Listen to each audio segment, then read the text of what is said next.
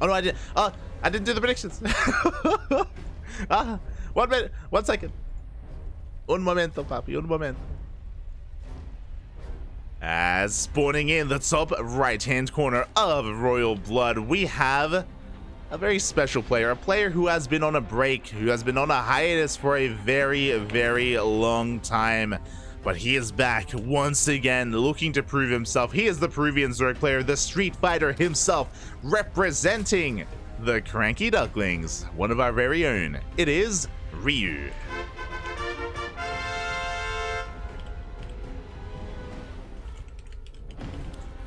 And spawning in the bottom left-hand corner of Royal Blood, we have his opponents. We have arguably, I would say, the best Protoss player in all of Latin America, the Brazilian Protoss representing Team Hellfire. It is MasTeR.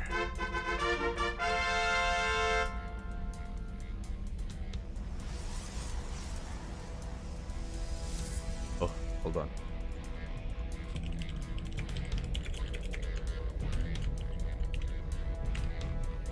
So just let's the people know the predictions are now open. Upon hearing this message, you have a couple of minutes to place your bets on who you think is going to be able to advance here. These two players have a history. I will always remember the smooch of last year in the closed qualifiers for Latin America. MasTeR and Paco Mike, the Latin American Protosses, were doing dirty the CranKy Ducklings Zerg players. Both Eric and Ryu were having a hard time against Paco Mike and MasTeR. It was always really close between these players.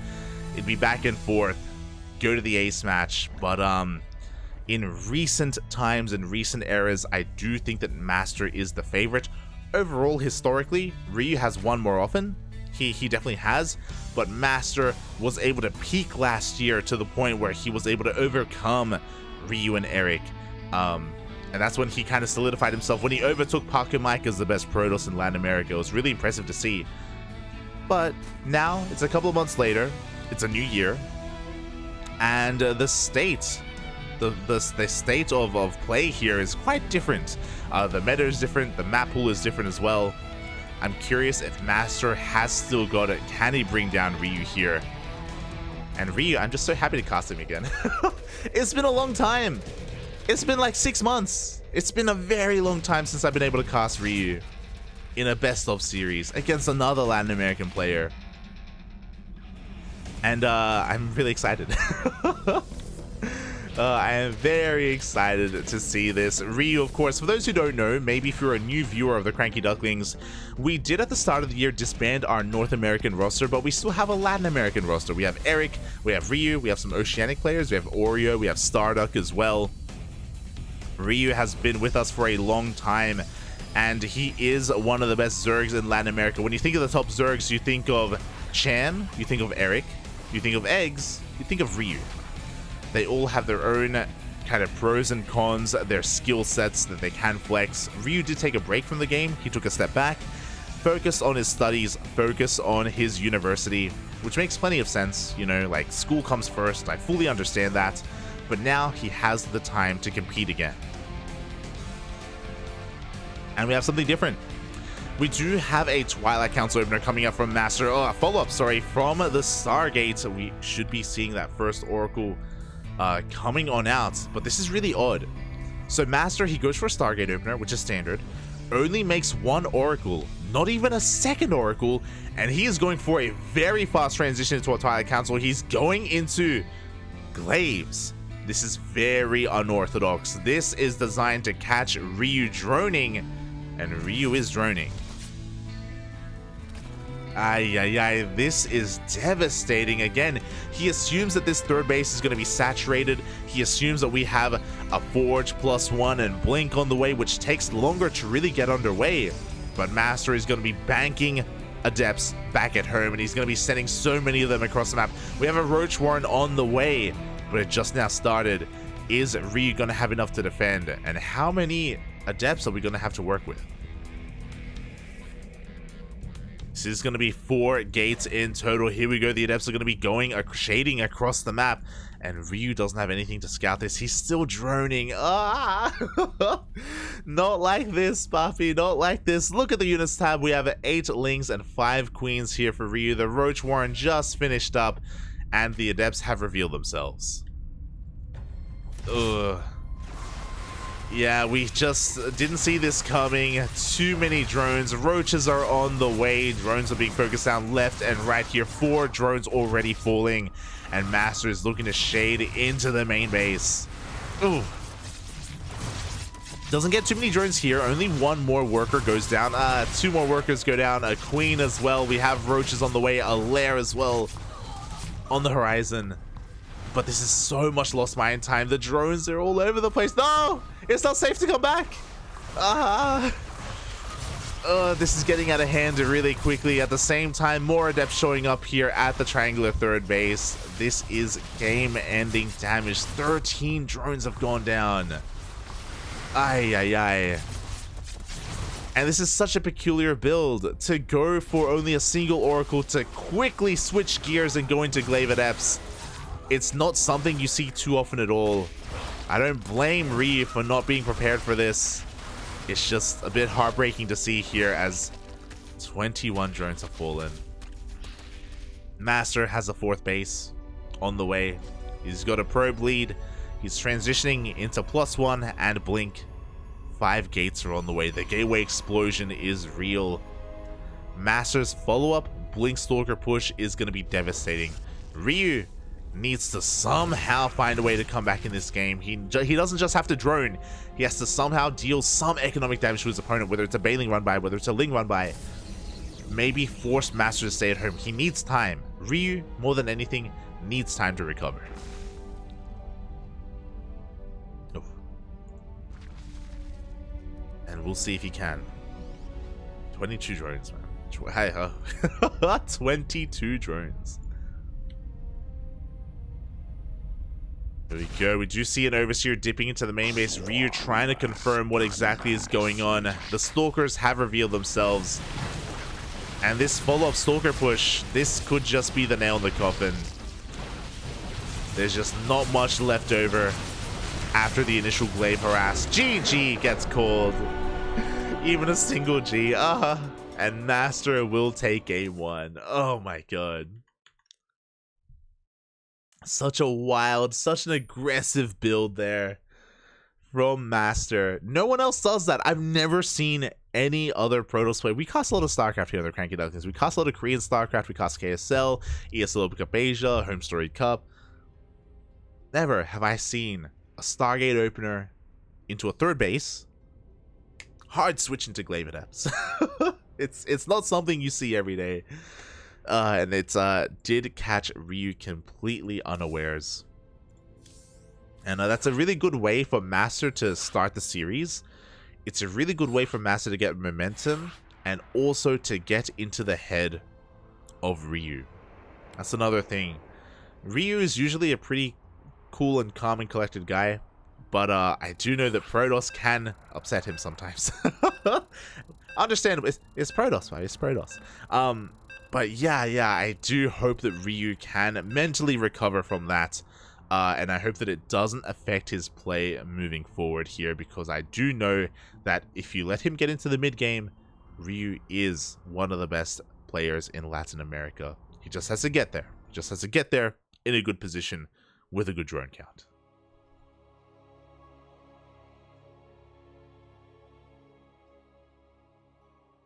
It's the sounder. The Peruvian street fighter who loves mushroom ceviche with sweet potato chips. Es the sounder.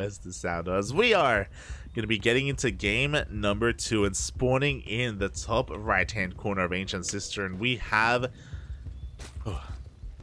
one of our very own, the Peruvian Zerg player representing the CranKy Ducklings. It is Ryu. Spawning in the bottom left-hand corner of Ancient Cistern, we have his opponent. We have the Brazilian Protoss representing Team Hellfire. It is MasTeR. I had the wrong score on the screen for a moment there, but yes, MasTeR is up 1-0. My brain wants Ryu to be up 1-0. And yeah, we'll see how this all comes to pass. MasTeR having a really offbeat opener in game 1. Build, I should say. No, the opener was fine. It was just the build overall that was wild.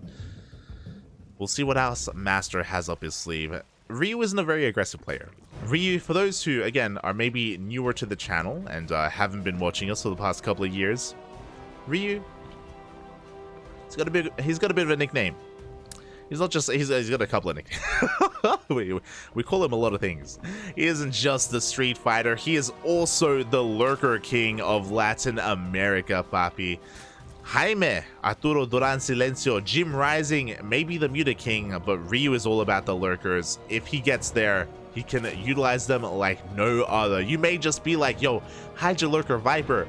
It's not that great against Skytoss. Well, let me tell you what.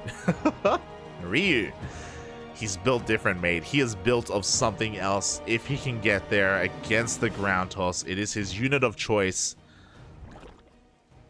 But he has to get there first, and we have seen that these Twilight Council builds, these early timings, are where Ryu is at his most vulnerable.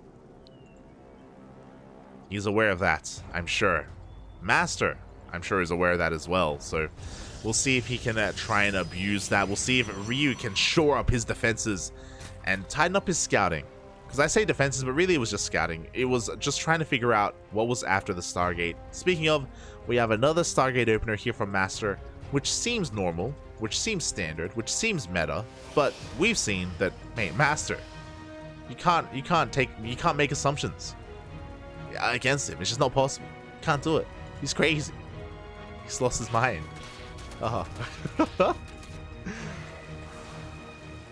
As there we go, these slowlings are going to be able to dip into the main base, and they're going to be able to get a full scout as well, confirming the opener. Ooh, I say that, but ooh, the Ling is denied before he can get behind the mineral line. The Stargate has not been scouted. The first Oracle is on the way, but again, this is kind of normal. First Oracle shouldn't really be doing too much damage. As the Overlord dips in, confirms the 2 Adepts, which should also signify that it is not a Twilight Council opening. I have a couple of Lings being active on the map. We do have our Queens coming out as well to help protect these mineral lines, defend our bases, and the first Oracle is spotted by the Overlord. And we actually have a second Oracle. Let's go. And Ryu, I'm sure, actually wants to confirm that. I'm sure he actually wants to confirm if we have continued Oracle production. That would be another big tell of what MasTeR was doing in game 1. As Ryu dips in, he confirms the positioning of the 3rd base. So the Overlord dips in as well, and he does confirm at least the 3rd Oracle. The 2nd Oracle, maybe the 3rd if it does begin as well.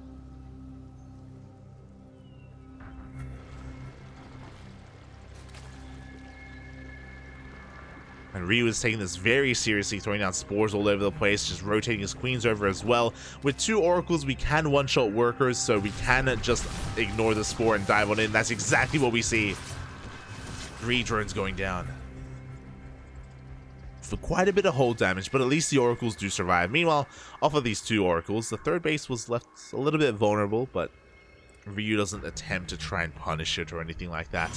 And MasTeR is going for a standard +1 Twilight Council follow-up with Blink. Everything looking just much more normal. And Ryu can get away with droning this time.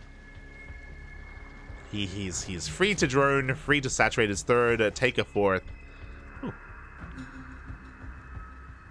Thankfully, he hasn't been traumatized from the last game, and he isn't overmaking units, overmaking Lings and Roaches and any of that stuff.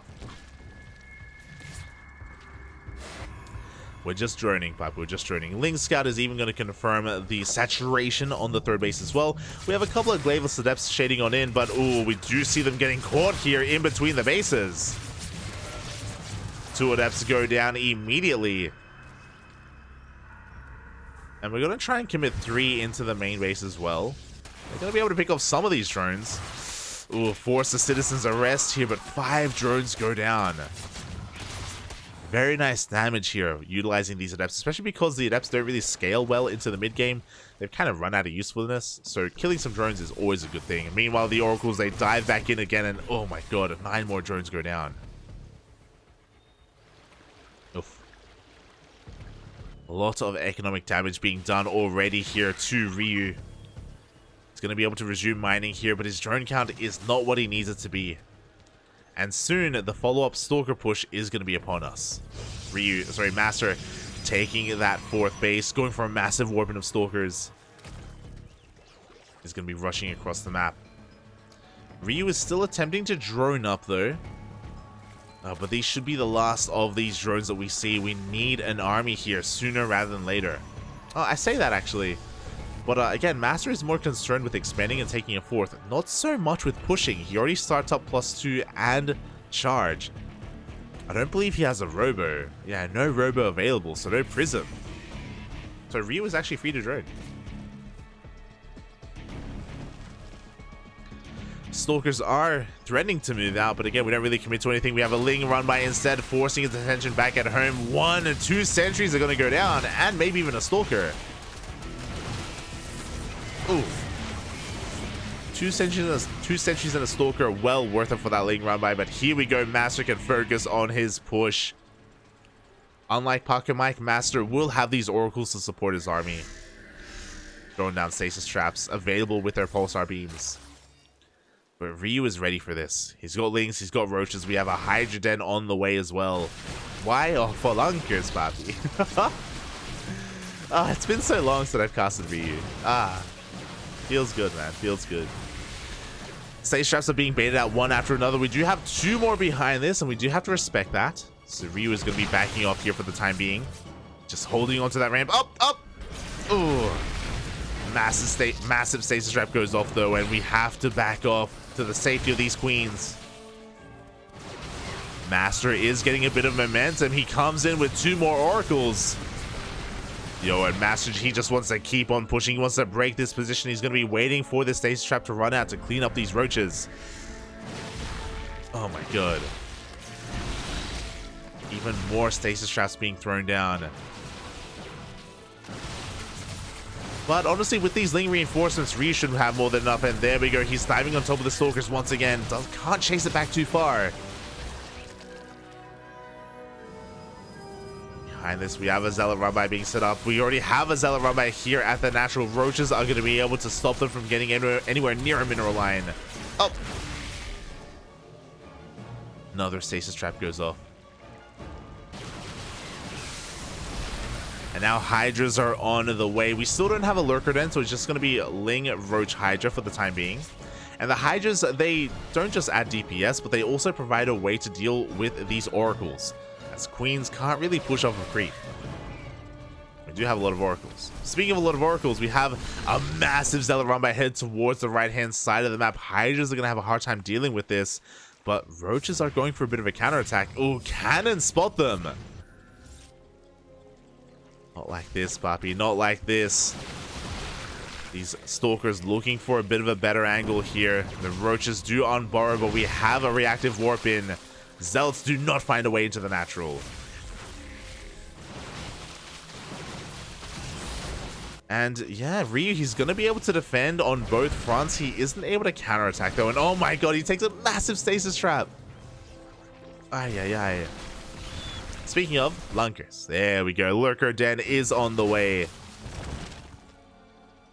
You love to see it. MasTeR taking a 5th base behind this. Getting further and further ahead economically, which is okay for Ryu. Ryu may be behind in the drone count and behind in the base count, but he's ahead tech-wise. Hive and Lurkers are on the way. Ryu just has to defend. He just has to survive long enough for the Lurkers to come out. Meanwhile, another Zealot run by is kind of getting caught out here. The Roach Hydra having a hard time, and this is disastrous. We can't afford to lose these Hydras. And they're left completely exposed. MasTeR taking a good fight here, being able to trade against the Hydras. We should be seeing, yep, another cancel on that 4th base. Zealots are rolling on in, and the Hydras are not protected. These are losses that Ryu cannot afford. The Hydra count was supposed to survive long enough to be morphed into lurkers, but it looks like MasTeR, his aggression is just too good here. The lurkers were never morphed in. That's a kill, not a cancel on the 5th base. And that may just be the beginning of the end here for Ryu. Now we have lurkers, but we needed this a minute ago, which doesn't sound too long, but in StarCraft, it's everything. If we had the lurkers earlier, maybe we were able to save the 5th base, trade more efficiently. Oh.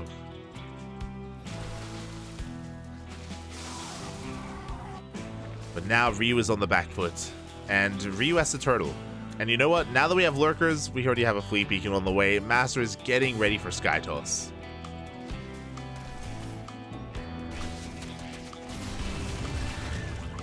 Well,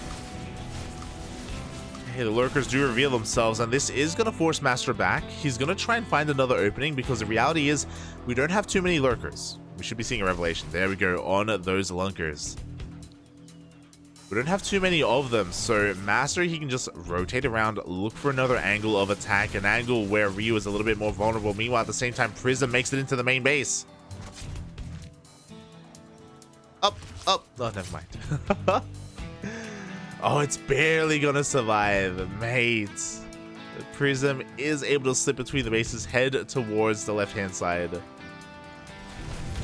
And the mass Gateway army gets a kill on a lurker. Oh no, the pathing! The Prism will go down. Zealot's trading against Hydras. A good trade for MasTeR once again. Ryu, though, has been able to stabilize. 5th base is on the way. Ryu is maxing out on Hydra Lurker, and he has a timing that he has to hit right now. Carriers are on the way. We only have 2. 2 carriers are manageable with Hydras. That's not too much here. Ryu has to force MasTeR back home. He has to force him to back off. Ryu also has to get eyes onto those carriers. Speaking of, the first carrier is revealing itself. We have a revelation on every single one of these lurkers, and it looks like Ryu may just be caught off guard. I don't know if he has enough. Yeah, the lurkers are going down left and right, and pure Hydra cannot hold a candle to this. We have storms available as well. No detection. The High Templar. Oh, he gets all the High Templar. Oh my god. 3 High Templar go down to 1 lurker. And that may just be it. MasTeR is forced to back off. He's going for another Zealot run by though. Oh, Ryu did lose all of his lurkers. That's the downside. And he doesn't have a Spire. He has a Hive so we can get into Vipers, which he will need. But Hydra Lurker Viper can deal with a handful of carriers. Like 3 carriers, again, this is still manageable. We're about to have 6. And 6 is like critical mass. 6 carriers is when we need Corruptors, when we need something a little bit different to deal with them. So now we have 4 meeting up with the main army. Vipers are on the way. Oh, this is still going to be really close. How many lurkers do we have? We have 4 lurkers. That's just not enough.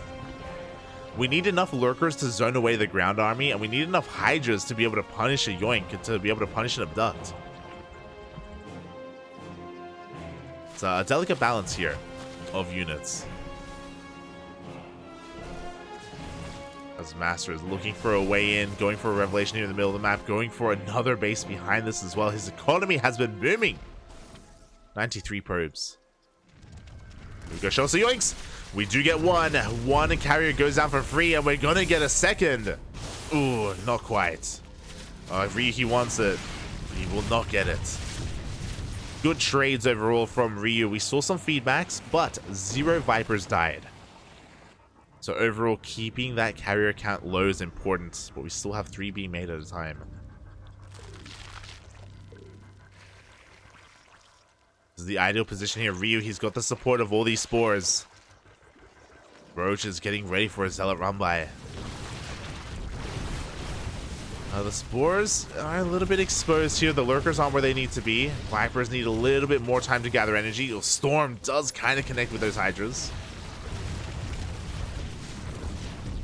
We need to suck, Pop. We need to suck.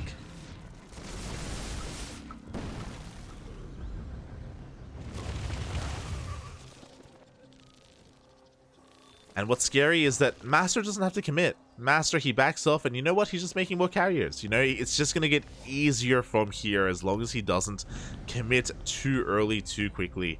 Meanwhile, Aspire is on the way. Ryu is going to try and cut the map in half. Try to survive. Meanwhile, MasTeR has to get rid of this Gateway army. It's just not really doing him too much in the end. He needs to refine his army even more with just Archons, High Templar, Carrier. Up! Up! We do have 3 yoinks in the end. Is that going to be enough? Oh, feedbacks. Once again, only a single carrier goes down. We did not have enough energy for more abducts.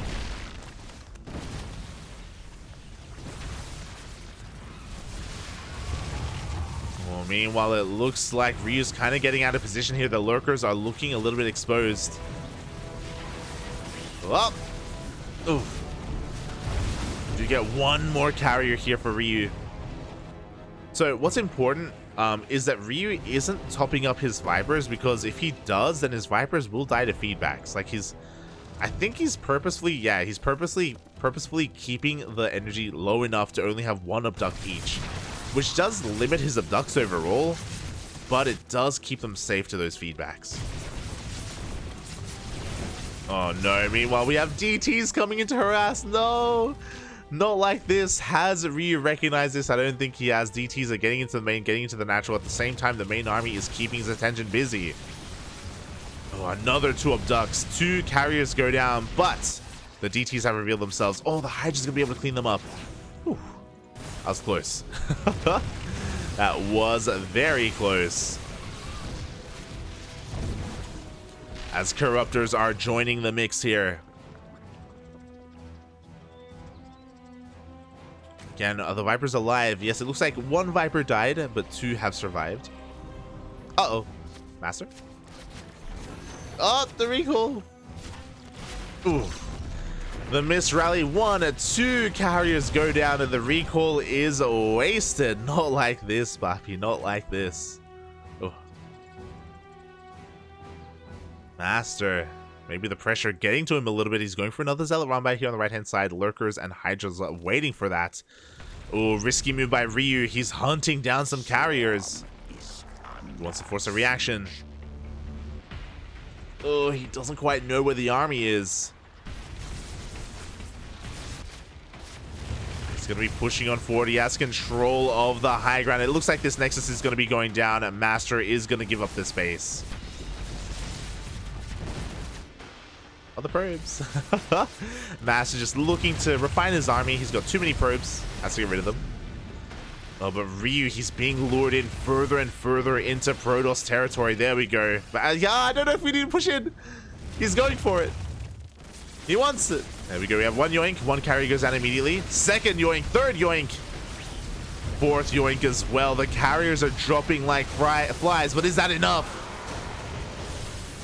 It looks like it may be. The Corruptors dive on in, and every carrier is going to be going down. The Lurkers did their job. They took down the Archons. They took down the High Templar. There's not enough Storms. And this is what I was talking about. Late game control for Ryu. He just has to get here. Get him into the late game, Papi.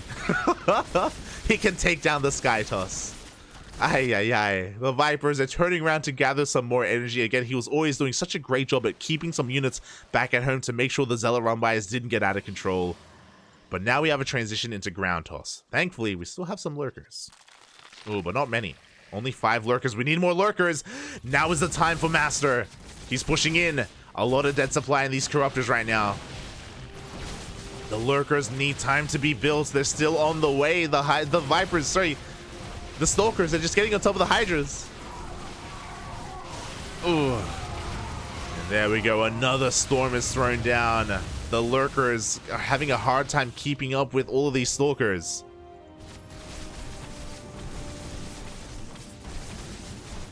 Oh. And with this, Ryu has survived long enough to actually make them into those Lurkers. The ground toss transition is not going to kill him. Oh.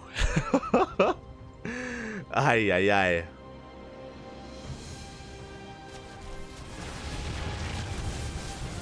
And that was a scary moment. That was a really scary moment for Ryu. But he has enough lurkers here to survive. We have a mothership on the way, minus 400, but what is that really going to do? We do see the stalkers just rotating around in between the bases. Another hatchery may go down. No, it's barely saved. Ugh, we have a yoink. No more Archons, no more High Templar, only Stalkers. It's all we have to work with. And Ryu's, it's taking a while for him to really catch up, to keep up. Stalkers are quite mobile. But he does in the end. Oh, behind this, Ryu taking another base, getting a 6th base up and running. 7th base even.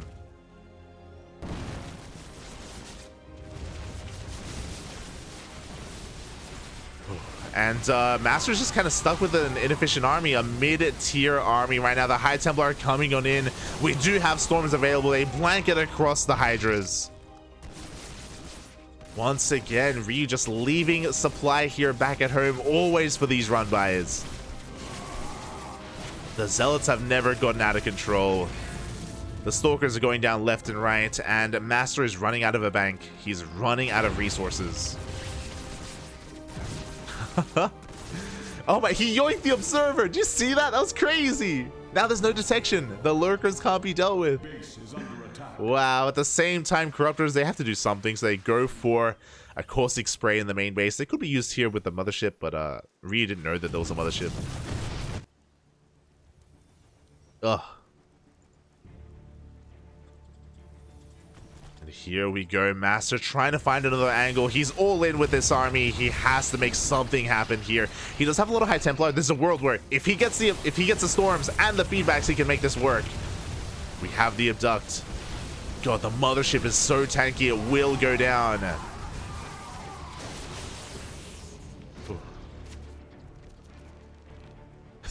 The Corruptors just chilling.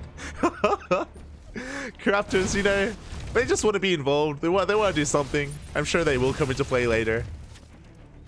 If we had a greater Spire, then we could morph them into Broodlords, I guess.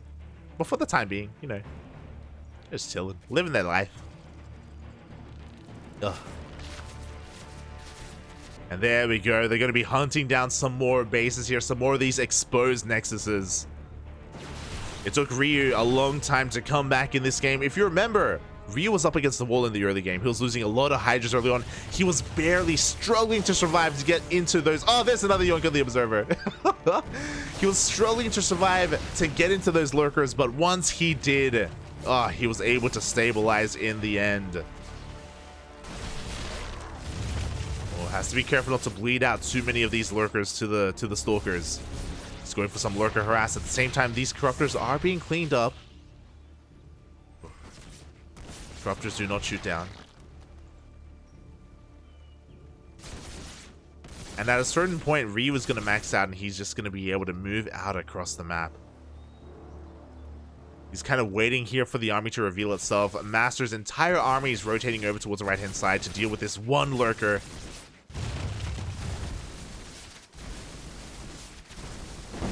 And once Ryu realizes this, he can meet up with this army. There we go. It has been spotted. Now, he still has to respect the storms. Oh, there are a lot of storms. Nova's going to be going off as well, only connecting with one of these lurkers. Oh. And there's that yoink on the Disruptor. On the Archons as well. We only have one Viper? We do. We only have. We could do it. Yeah, we go. I was about to say we could do with some more Vipers, and then we go. 3 Vipers are on the way.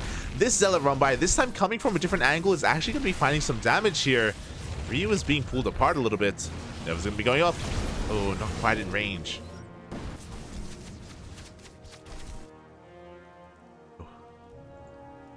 Doesn't quite get there in the end. And I just love that Ryu, he did incorporate some Corruptors, but Hydra Lurker Viper. I was talking about this earlier. Ryu is known in Latin America as the Lurker King. This is his bread and butter. This is where he is the most comfortable in ZvP. And against Terran as well, to be honest. He does make use of Lurkers against Terran. Oof.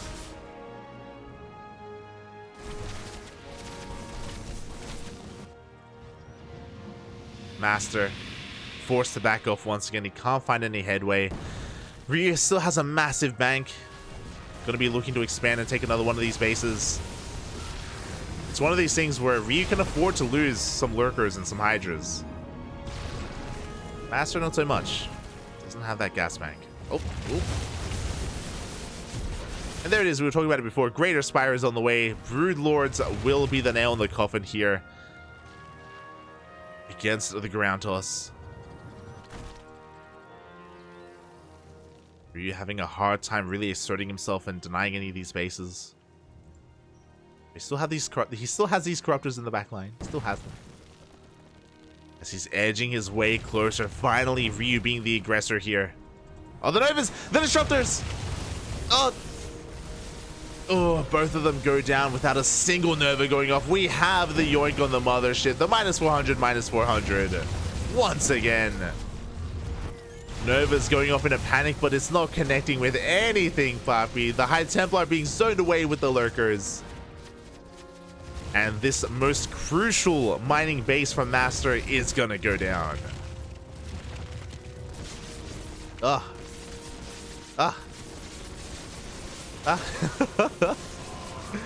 MasTeR trying to... Oh my god, we even have a yoink on the High Templar. Well, that's a risky thing to do, by the way, because the High Templar can feedback you when they're getting yoinked.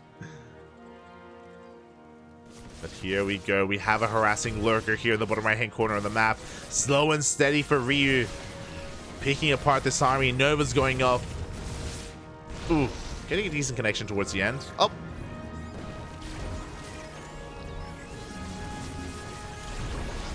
But again, these Purification Novas are not where they need to be. We have more of these Archons going down. Big Storm does connect with the High Templar at least. Sorry, with the Vipers. Oh.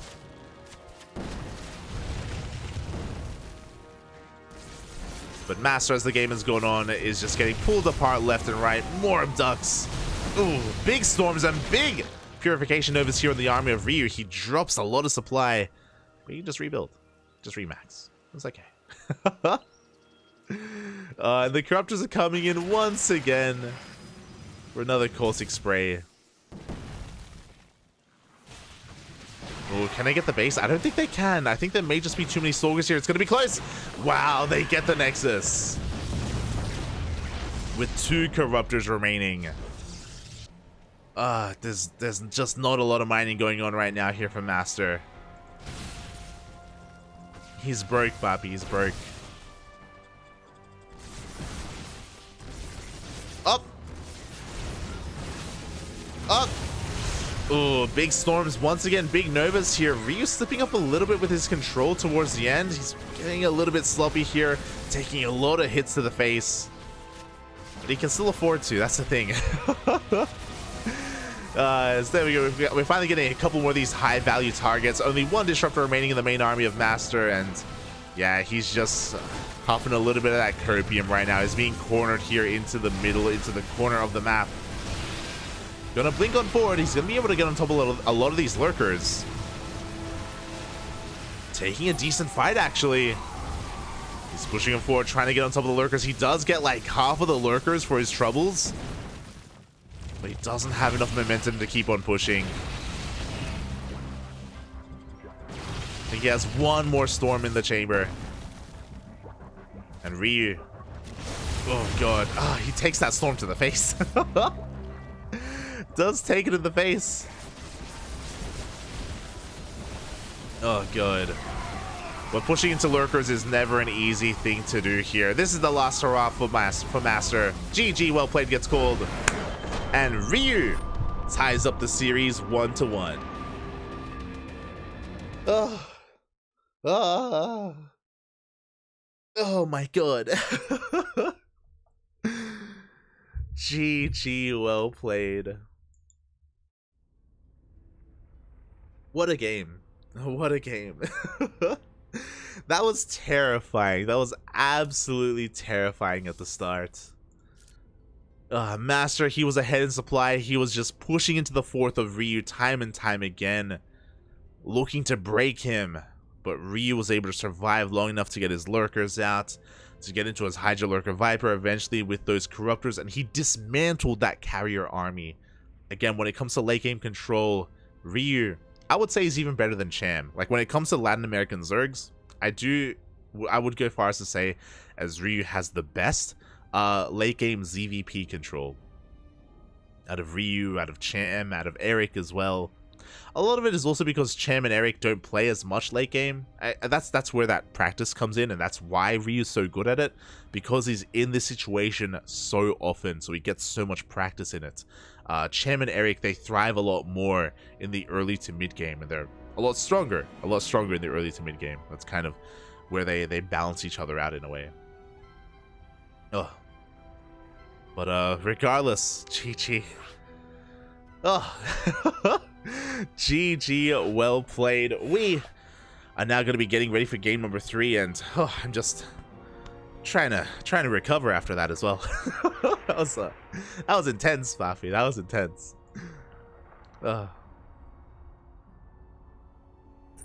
And this is where MasTeR as a player is probably thinking to himself, I probably don't want to get there again. I probably don't want to try and go sky toss against this guy. If I'm gonna win this game, and if I'm gonna win this series, Twilight Council openers, Glaive Adepts, strong timings and all-ins with Stalkers, with Charge Lots. Like, I feel like MasTeR is gonna want to be a little bit more aggressive, and this isn't a bad map to do it on. We're gonna be loading in to Neo Humanity.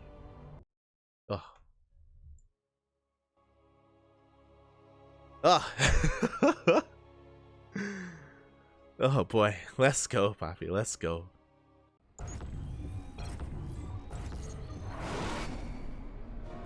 And spawning in the top left-hand corner of Neo Humanity, we have the Peruvian Zerg player representing the CranKy Ducklings, tying up the series 1-1 in that last game, in that last very long game. It lasted 30 minutes, mate.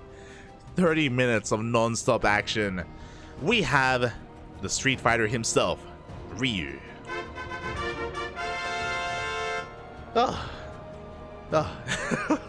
Also, I do see someone asking for resources lost in the chat. I apologize. I didn't see that message after the game had ended. I was a little bit focused on the game itself, so I do apologize. But now spawning in the bottom right-hand corner of Neo Humanity, we have his opponent. We have the Brazilian Protoss player representing Team Hellfire, the best Protoss in all of Latin America. It is MasTeR. Oh. Damn. Ay. Here we go, Bobby. Here we go. Neo Humanity. The smallest map in the map pool, but a very defensible map as well. So this does kind of lead to differing styles. Because it's so small, things like Roach all-ins or even Blink Stalker all-ins, like gateway-based aggression, can be much more powerful on this map. Likewise though, because there are so many choke points, we can see them here outside the 3rd base, we can see them here outside the 4th base as well, and the 5th. There's a lot of choke points. Because of this is a good map for Protoss to actually be defensive, not aggressive, and slowly take a 3rd, take a 4th, take a 5th, go to Skytoss. That is a relatively common consensus here on Neo Humanity. It doesn't just apply to Protoss, it applies to Terran as well in ZvT. They can play mech and just, like, you know, utilize the SimCity and the terrain of this map to slow the game down and to turtle. And it's not just these choke points, but also the high ground in the middle of the map, all these rocks as well. Like, it does kind of favor defensive play, and it favors Terran and Protoss a little bit more in the sense that they can kind of make use of the terrain to just bolster their defenses even more, something that Zerg can't really do just because of how their race works. Because of that, the onus is more on the Zerg to be aggressive, and let's go! Already the first sign of aggression. The forward base has been taken. And this has become very popular amongst the best Zerg players in the world. Cyril and Raynor did this in IM Katowice as a launch pad for fast creep across the map for Roach all-ins, for Roach Queen pushes specifically. I wonder if that's going to be the case here for Ryu. Ryu isn't really an aggressive player. As we saw, Ryu, he usually thrives in the late game. But on a map like Neo Humanity, even if your late game control is good, I don't know if it's a wise idea to try and go there against a Protoss like MasTeR on this map. We'll see. Stargate opener once again from MasTeR, so standard all around from the Protoss. Again, this forward base does signify aggression. We'll see. We'll keep an eye on the creep thread. We'll keep an eye on the drone count as well from Ryu. For those who don't know, Ryu is a Peruvian Zerg, but he actually lives in Italy. He lives and resides in Italy as a student, and because of that, he is influenced quite a bit by some of the other players out there, you know, like Rainer, like some of the other Europeans. So I wouldn't be surprised if that's what we do see from here. The base has been confirmed by MasTeR. He's just looking to punish any drones popping out. Oh, but a very quick spore there from Ryu. Doesn't want to lose anything. Meanwhile, we have a second Oracle coming out as well. So yeah, just double Oracle to begin with. From here, we should be seeing a transition to a Twilight Council and a Forge, as if on point. We do see that Twilight Council on the way. No Forge, though, which is a little bit peculiar. We'll see if maybe MasTeR just wants to be a little bit safer, or if he wants to go for something a little bit different. As the Roach Warren is going to be on the way. We do see those Oracles dip into the natural. 4 drones going down.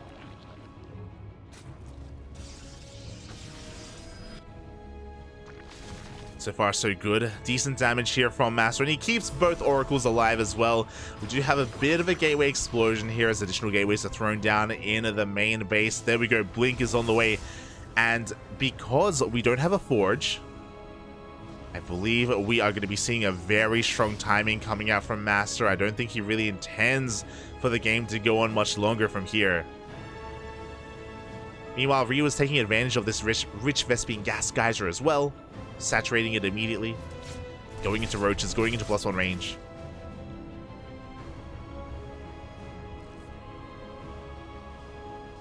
Oh my god, how many gateways do we have? As MasTeR is going up to, I think this is 9 gates in total on 3 bases. Jesus. Again, no Forge, pure Blink Stalker is going to be coming out from MasTeR, and this is going to hit like a truck. Is Ryu going to have enough to stop this? He is going to have roaches to defend. He's going to have a lot of gas to work with as well. Oh boy. The Queens are on the front lines. He's droning a little bit more. He's taking a 4th base. He has to be careful not to over-drone at this point, because that may be his undoing. There we go. Forward gateways being thrown down. MasTeR, he's going for the all-in. No 4th base, no additional gases, no Forge, no tech, no nothing. Just pure Blink Stalker. Here we go. He's going to be knocking down this front wall. This is spotted by Ryu. Ryu does see the damage being dealt to these rocks. At the same time, ooh, 2 Adepts get into the natural base here. Ryu, he's losing a lot of drones. He can't really afford this right now. He needs to focus on his defense on the front lines. Ooh, and this is a devastating amount of damage here. This is almost game-ending. 11 drones go down. Ooh, Ryu's economy is getting crippled. And that is going to mean he's going to have less roaches to defend. We have an aggressive blink on forward as well. Do we have enough on the ground for the Zerg? Oh, it looks like we do to push this back. The force fields may be used a little bit prematurely. Speaking of, the sentry is going to be going down. More stasis traps being thrown down as well. This does mean that MasTeR cannot chase this. Sorry, that Ryu can't chase this. Ryu's crazy. He's getting a Hydrogen behind this. We'll see if he can actually get into those Hydras. As for the time being, he's having a hard time trading against these Stalkers. Lings are coming in to reinforce. They will help buffer. They will trigger that stasis trap. Oh boy. I do think that the rich Vespene gas geyser is coming into play for Ryu. It is helping him in his roach production despite his lower drone count. And he's actually getting on top of these Stalkers. Ooh. It's costing him a lot though. Oh god, these are expensive trades here for Ryu.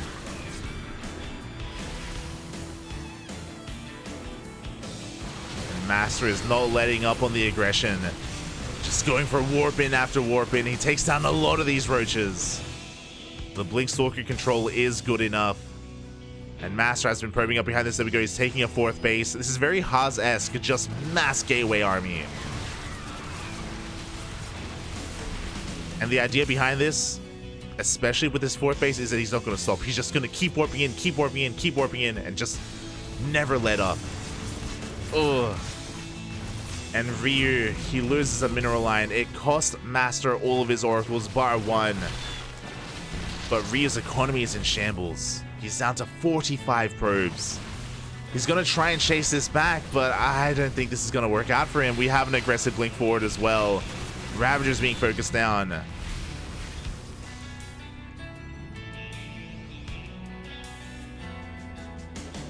And MasTeR has dealt enough damage. Now he's transitioning. We have a Forge. We have double Robo as well. MasTeR knows he has the momentum, and he knows that he doesn't have to keep on pushing with these Stalkers. He's dealt more than enough damage. Meanwhile, Ryu is going to try and tech into Lurkers. We have a Lurker Den on the way. More of these Adepts shading into the mineral lines. And he's just being pulled apart. It's just too much. The forward hatchery is going to be going down.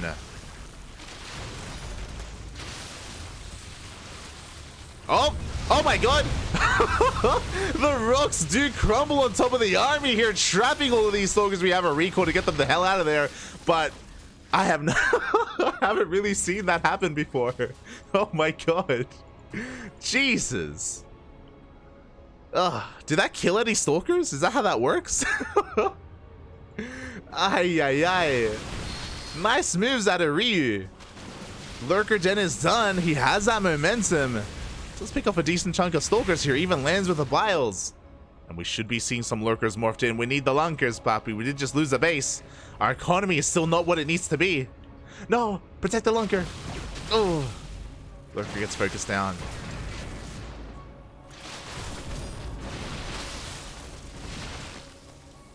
Oh boy, as Ryu is just chasing MasTeR off that creep. He doesn't have the supply. Ryu is supply blocked right now. He's morphing in 4 Overlords. He can't make any Lurkers. Not gonna lie, I wish that there wasn't a gap here and that would have killed all the Stalkers. Ay ay ay. Ryu fighting for his life right now. He's trying to hold on, Papi. He's trying to hold on. 8 Lurkers are in production. Finally, he's out of the supply block.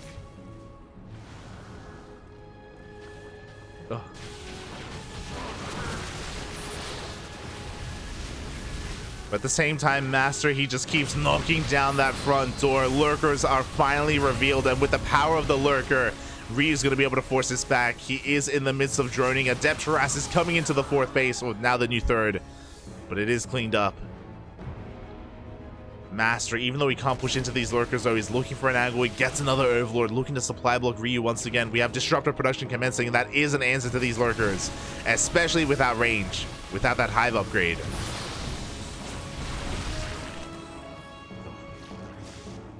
Ryu trying to hold on. Infestation bits on the way for the Hive that we were talking about.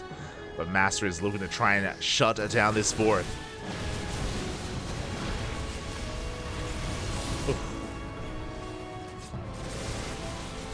Links on 4 does get a Lurker. Takes a lot of spines to the face, though. We have a massive Adept Warp in. Once again headed towards the natural. And he's going to get in. We barely have any drones to begin with. And we're going to have even less. Oh, he wants the Lurkers. Ryu very quick to respond here. Does keep up with that rotation. Meanwhile, his drone count is getting lower and lower. It does lose 5, 6, maybe even 7 drones. 6 in the main. MasTeR just mass expanding behind this. Taking a 5th base. But Ryu, he's got his Lurkers. And this is very similar to last game, if you remember, where Ryu was fighting his heart out. He finally got his Lurkers, and then he could take his 5th. Then he could expand, and then he could drone. It's a rough road to recovery, but it's a road nonetheless. Not taken by many, but Ryu, he walks it proudly. Ay, ay, ay. Nova's going to be going off, does get one of those Lurkers. Oh my god, another Nova is going to be able to get another Lurker as well. Ooh, and this is what we were talking about. This is the difference here between the last game. MasTeR is taking into Disruptors much faster.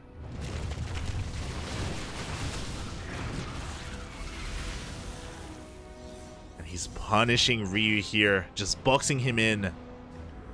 Every lure. Oh no, he's going in! Oh! The Novas connect. We have detection. It looks like despite having the lurkers, it's not going to be enough. There just aren't enough in position. MasTeR is breaking his way through.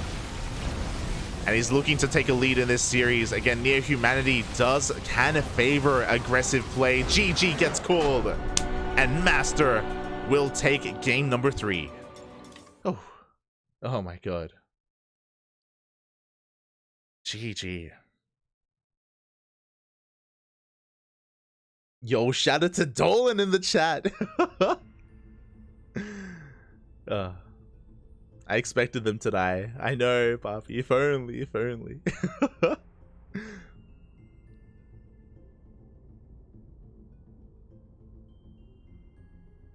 Oh my god. GG, well played. Ooh, MasTeR, with his hyper aggression, is able to break his opponent. Ryu was holding on for quite some time, but we saw that MasTeR recognized, okay, if you're gonna be rushing into lurkers like this, I need a better answer than just a pure gateway army. Taking into the disruptors the way that he did was kind of the missing link that MasTeR had in game 2, and he's able to rectify that here in game 3. And now MasTeR is 1 game away from qualifying, 1 game away from advancing on into the next round, into the closed qualifier. Oh. And Ryu, he's up against a wall right now. I do think that Neo Humanity was a good map for MasTeR. I question the vetoes. What was vetoed? Both players had 1 veto each in a best of 5. What was gotten rid of? I'm really curious if Ancient Cistern made it in, Neo Humanity made it in. Game 4 is on altitude. The hell was vetoed? That's what I want to know. That's what I want to know. Maybe Gressvan. I know Gressvan can be really awkward at times. I know Dragon Scales, the rush distance by ground is short. And there can be some really abusive angles. Maybe Dragon Scales was vetoed, but are we really vetoing Dragon Scales over Neo Humanity? I don't know, man. I'm curious. I'm very curious. Very curious. Oh.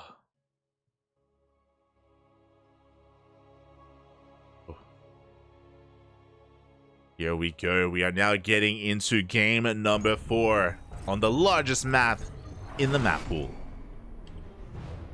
And spawning in the bottom left-hand corner of altitude, we have the Peruvian Zurich player representing the CranKy Ducklings, currently down in this series, but not out, looking to force the ace match. It is Ryu.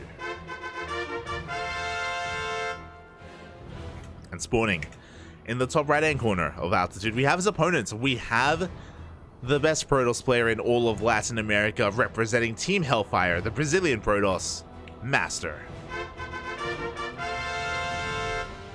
One game is all MasTeR needs here to qualify for the closed qualifiers of ESL Masters America.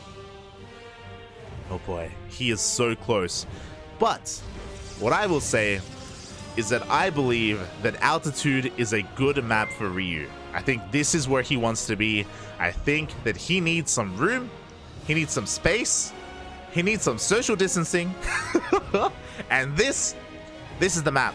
All right, this is the map where we can spread free, we can get bases, and we can do so a little bit more freely.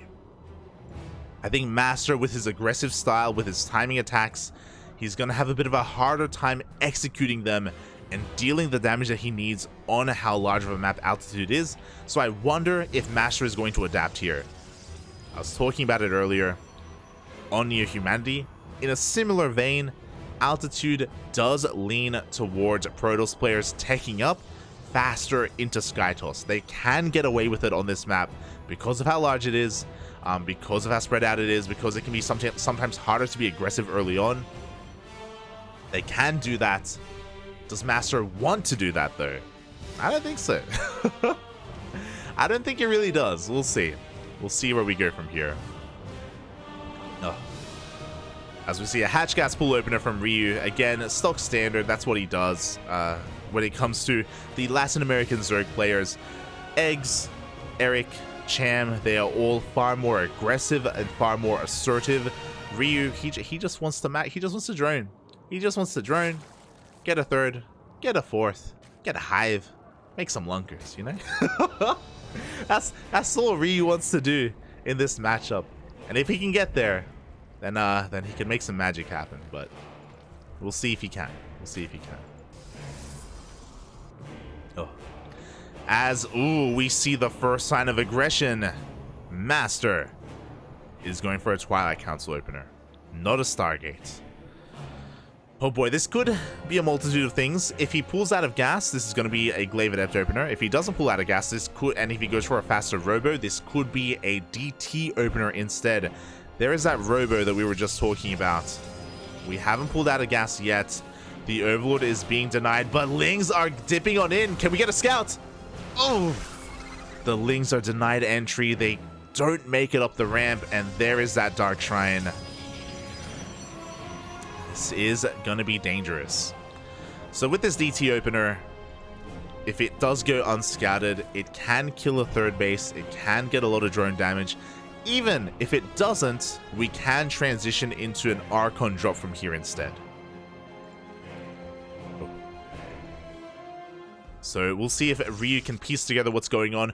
The Stalker is already a tell. The fact that we saw a Stalker first, that doesn't usually happen with Stargate openers. So he should be aware of something different. There we go. He throws down a Roach Warren at the 3-minute 50 mark. This is a defensive Roach Warren for Glaive Adept. So he is getting ready for some kind of Twilight Council opener. So he will have the units to defend. He will have the tools. But hopefully he doesn't skip out on the spores. Obviously, you don't want spores if they're adepts. You do want spores if they're DTs. And it can be hard to piece together what exactly you are up against with limited information. We have eyes on the additional gases being taken, and there we go. 3 spore crawlers are on the way. Ryu has detection for the DTs. Despite that, MasTeR is about to be in his face. Adepts are moving out, the Prism as well. Roaches, though, are on the way again. Ryu responding very nicely to what he's been scouting. He is preparing here back at home. Can he minimize losses, though? Because Adepts can still bounce between the bases, despite there being units. There we go. They're being zoned away from the third base. DTs waddling in towards the natural. But we have a full wall. DTs do reveal themselves. The Adepts cannot bust on in. The DTs are going to try to, though. Oh, we do have a cancel in time as well. Very nicely done from Ryu, just preserving his resources. DTs are trading quite well against these roaches, though. And we commit to the shade. After all said and done, 2 drones. 2 drones go down. Very good defense from Ryu, especially going for that wall at the ramp here, making sure that the army couldn't get into the natural, buying time for more roaches. And Ryu is in a good position. I think this is the first time that after the openers, Ryu is ahead, in a way. Like, even with the Stargate Oracle openers, MasTeR was able to deal more damage, but now we have the follow-up. Now we have the Archon drop. And this can still get a lot of value because Archons are quite beefy. They can take some hits, and they can trade out. We already see them killing a lot of Lings, and they even get 3 roaches. Oof. This is a rough trade here for Ryu. This isn't drone damage, but still a very good trade for MasTeR. Looking at the units lost tab, look at that gas. 7 roaches have gone down.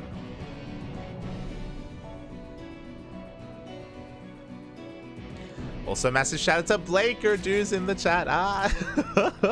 The 100 bits and the love heart. Oh, thank you, Poppy. Thank you. Thank you so much for the support. Always appreciate it, Blaker dudes. Always appreciate it.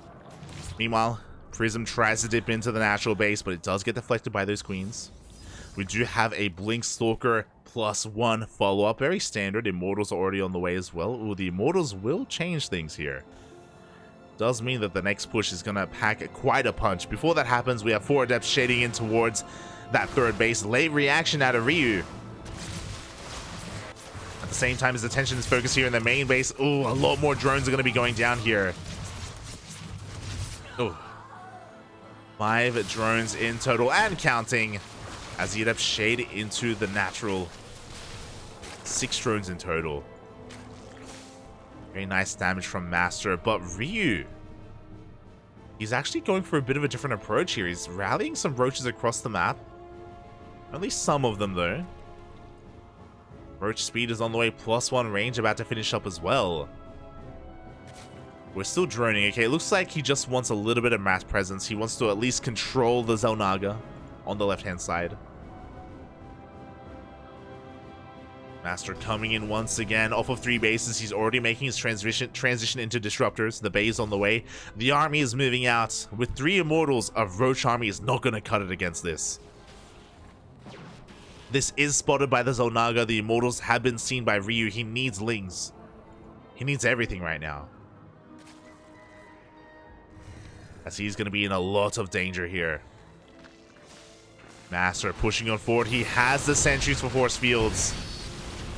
Oh, but the roaches don't care. They're diving on in anyway. They're trying to get on top of the sentries, but oh, they get punished for it. Those immortals packing a massive punch. Ling reinforcements are coming in. The sentries are running out of energy, though, and Ryu, he's going in with his queens. He's going in with his roaches. He's trying to get on top of the immortals, but there are 4 immortals. Oh, it looks like he will barely get on top of them. The stutter stepping is real. Ooh, he even biles down one of the immortals. And it looks like the remaining immortals are going to be going down. Oh my god, the target firing on the prism as well. It completely shuts down this push. He doesn't just get the immortals, he gets the entire army. Oh my god.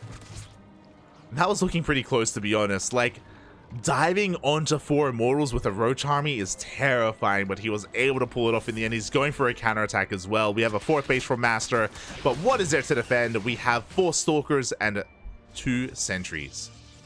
It's not going to be enough. Meanwhile, it's not disruptors. We actually have Colossus on the way. Interesting choice. I'm not going to say a bad choice, just an interesting one.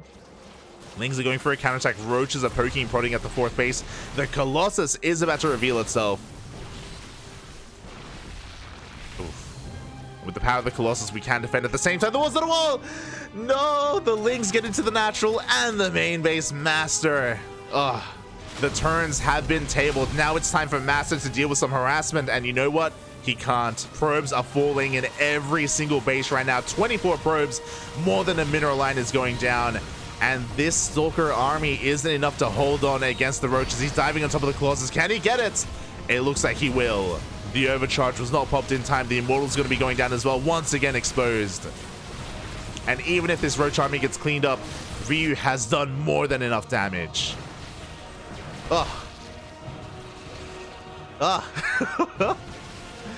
And he is not going to be... I mean, he does have a Hydroden. He wants to get into Lurkers if the game goes on that long, but he doesn't want it to go that long. He's just rallying Roach and Ling across the map. He's getting on top of another one of these Colossi. The 4th base is being broken. Oh, and he will get it. Colossus goes down. Ryu has to consolidate his army. He has to be careful not to trickle in too little at a time. He does have no Ravagers, so these sentries are going to do quite a lot here. Do create a choke point to help support the army. Ryu backing off for now. Going for another Ling run by, but this time the wall is a wall. I spoke too soon. Ryu baits out the Zealots. They were not on hold position. He gets into the main base once again. Ay. And he's just reinforcing. I would love to morph in a couple of Ravagers here to help deal with those sentries, help deal with those force fields.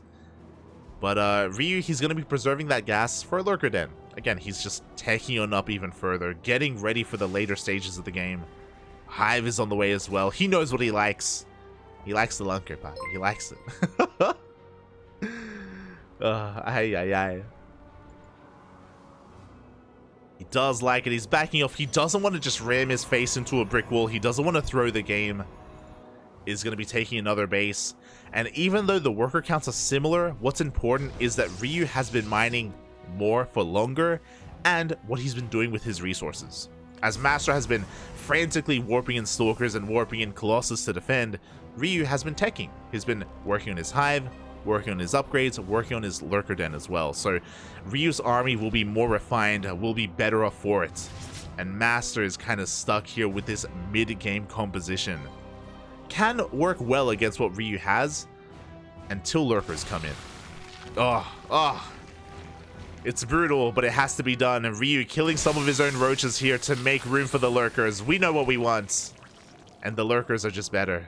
Smooch. Feels bad, man, if you're a roach. But, you know, it's for the cause, Papi. The Vipers are coming in. We have Abducts to yoink. We don't even need to. The Blinding Cloud is going to buy some time and force the army back. Lurkers getting into position. Oh, we have the yoinks on both of the Immortals as well. Nice transfuse, keeping those Vipers alive. And we have no detection. We have no detection available. A second Stargate is thrown down. MasTeR is going to try and first Stargate even. He's going to try and transition to Sky Toss. But Ryu, he's maxed out. He is so comfortable right now. He is where he wants to be. MasTeR going to try and rotate over towards the left-hand side instead, but Ryu wants to try and meet him. The Vipers are coming in. Show us the yoinks!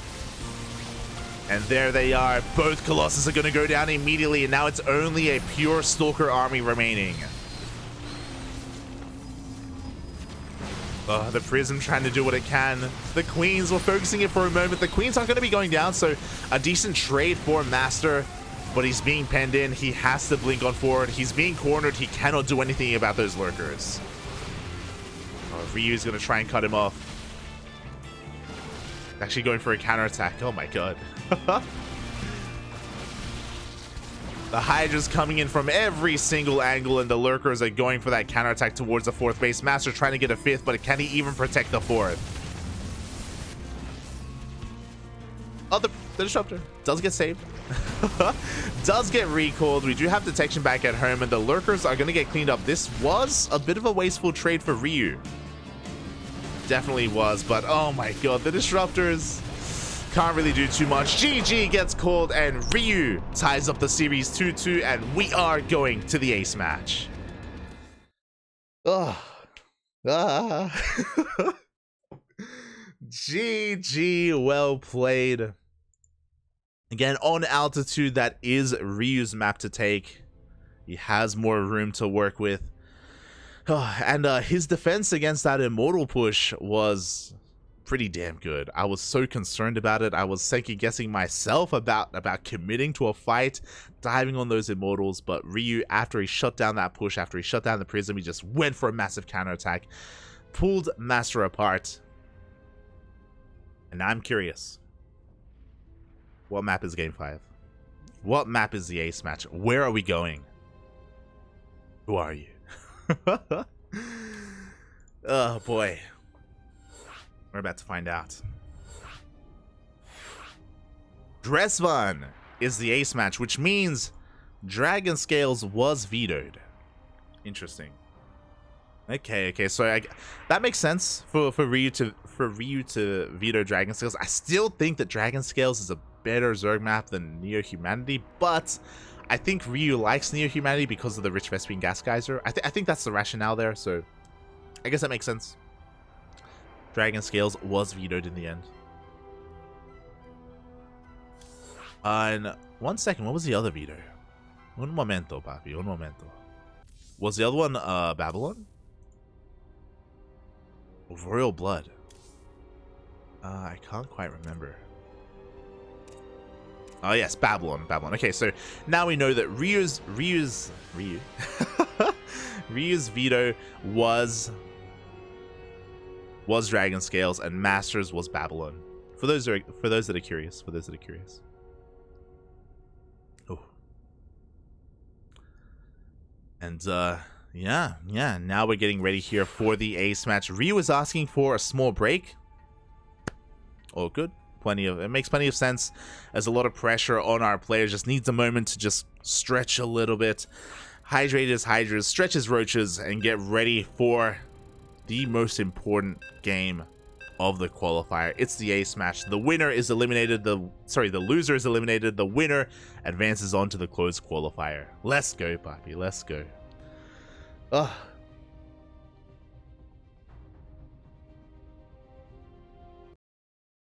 We're going in.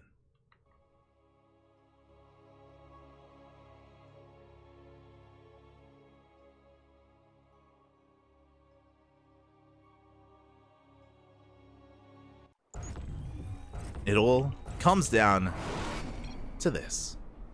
And spawning in the top left-hand corner of Gresvan, we have the Peruvian Zerg player representing the CranKy Ducklings. He's one of our own. He's one of the Ducks. Los Patitos, papi. Tying up the series at 2-2 and forcing the ace match. It is Ryu.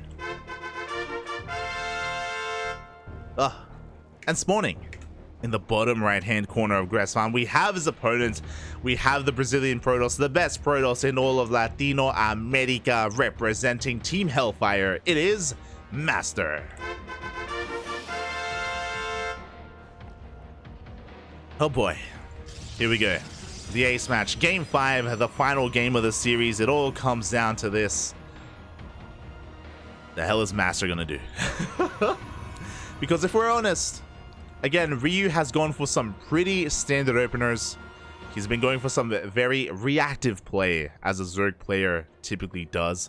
He hasn't been going for any aggressive pushes, for any all-ins.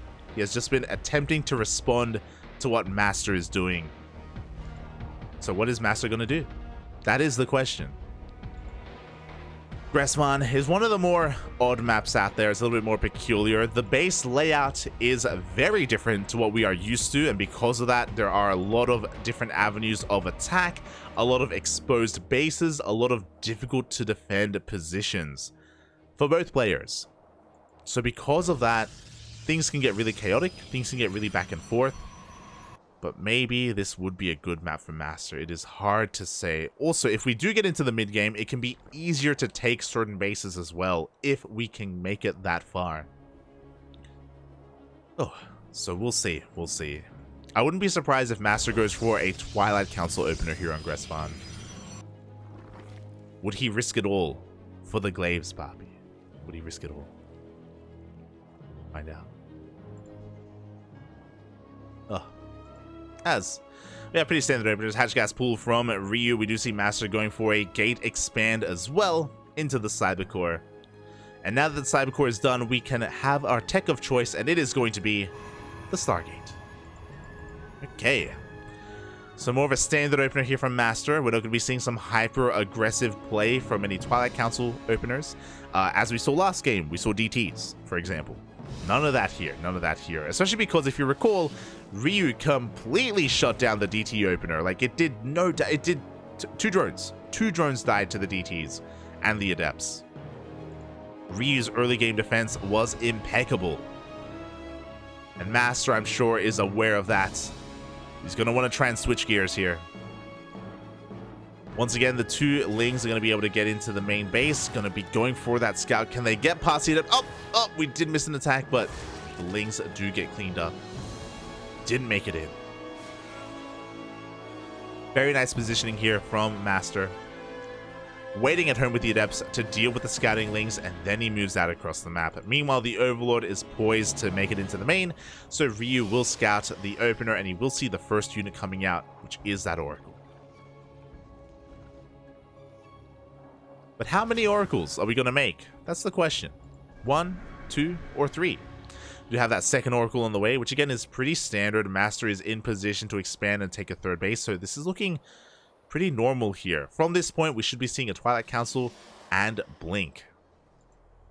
But we'll get there when we get there. First, MasTeR needs his third base. There we go. It is thrown down on location.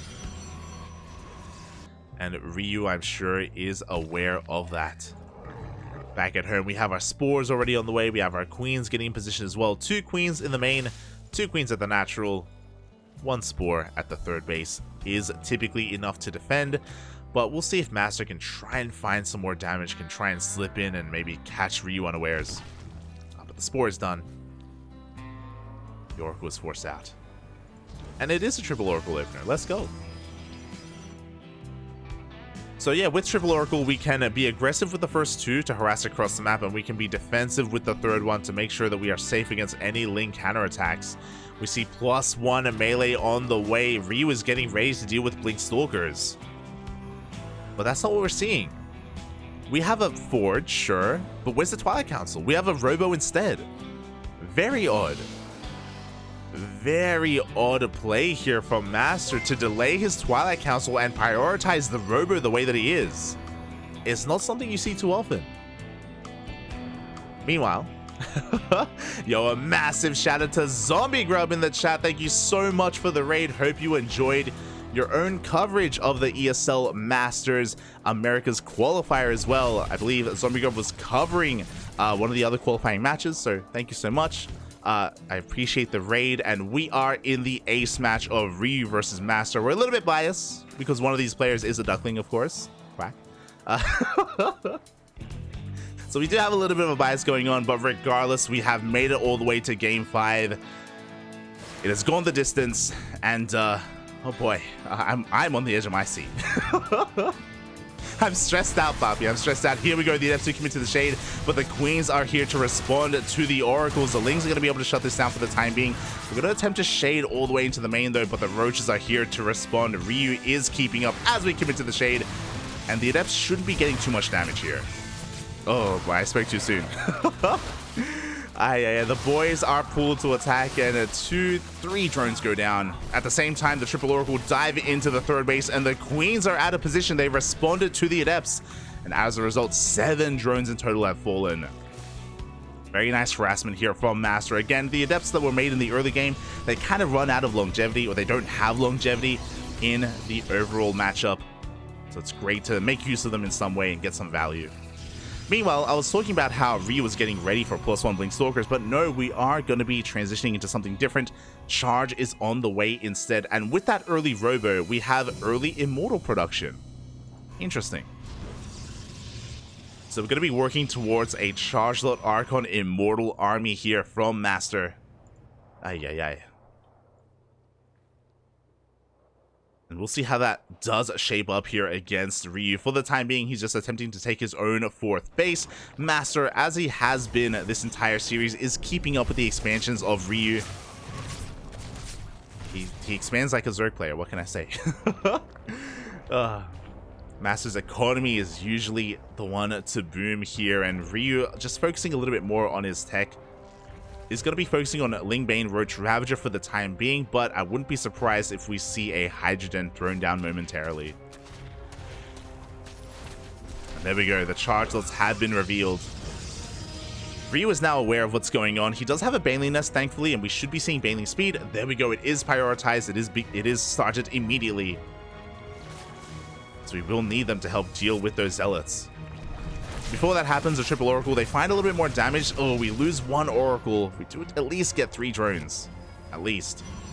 And this is something a little bit interesting here. MasTeR is taking a much more defensive position here at his 4th. Compared to how he's been playing out this entire series, it's not something that we're used to, and Ryu is the one to push out. Here we go. Going to be dancing with these Zealots. There are no shield batteries or cannons ready. Oh, sorry, there's 1 cannon, but no shield batteries ready here at the 4th.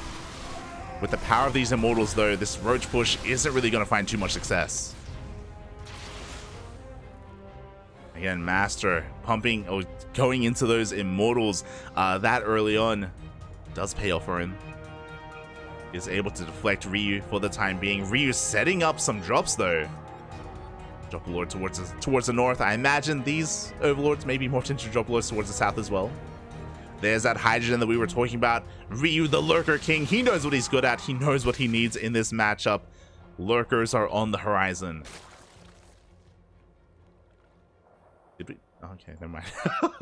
I was like, did we morph in the right Overlord into a Dropper Lord? That's all good, it's all good. He's going for a run by anyway. It's all good. At the same time, we have a bit of a Zealot run by here towards the south. Going to be distracting Ryu here from the main push. The army coming in towards the north. The Prism is pushed away from the main. And the Banelings are waddling on in, but nice reaction out of MasTeR. He does pull back in time. Uh-oh. Oh, God! He pulls back in time, but the Banelings chase him down anyway. They go all the way into the natural. 20 probes go down. And now Ryu can focus on the main push. Storm is done. It looks like MasTeR has accepted his fate. It looks like he realizes that he cannot break the defenses of Ryu. And he is going for a Skytoss transition. Fleet Beacon and a second Stargate as well. MasTeR wants to try and race Ryu into that late game tech, as Ryu is already halfway through his hive and is working on that Lurker Den. Oof. And Ryu, like, more than any other game, oh my god, as he does bow down that prism, more than any other game this series, as he goes for another baneling round. But once again, he's getting in. He has +2 melee. Okay, cool. He is shut down. But more than any other game, it feels like Ryu is finally kind of in the driver's seat a little bit. Like, he finally has momentum. It feels like he has so much more freedom. He's taking a 5th base. His drone count isn't amazing, but it's what it needs to be. His Overseer goes into the main and scouts the SkyToss transition just as it occurs. Beautifully done here by Ryu. Now he knows, Papi. He knows that he can make Hydra Lurker, which he was doing anyway. And you may be thinking, shouldn't you be throwing down the Spire at this point? I mean, you know, maybe another player would. Not Ryu, though. Here we go. We have a couple of Drop Lords headed towards the main and the 3rd base. Once again, this time no reaction. This time, MasTeR is slow to react, at least at the 3rd and the main as well. At the same time, MasTeR is focusing on his main push.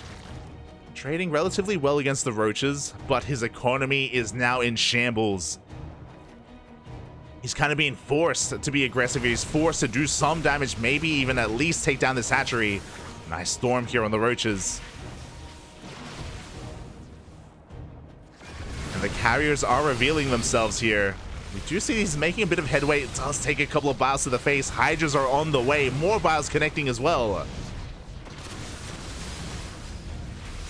Oh, and as sturdy and robust as Archons usually are, they are going down left and right. The bios just barely missing that prism. Yeah, and with the death of the Archons, it looks like MasTeR just can't really keep pushing here. Oh my god. As the bios take down an Immortal on the retreat. And sure, we have 2 of these carriers, but it's just not enough to keep on pushing. Behind this, MasTeR trying to expand and take his own 5th base. Trying to recover economically, rebuild all those workers. But Ryu, he's made it. Groove Mines are on the way. Hydras, Lurkers, Vipers. It's who he is. It's what he is. The Lurker King, he's back. He is back. He's making his return.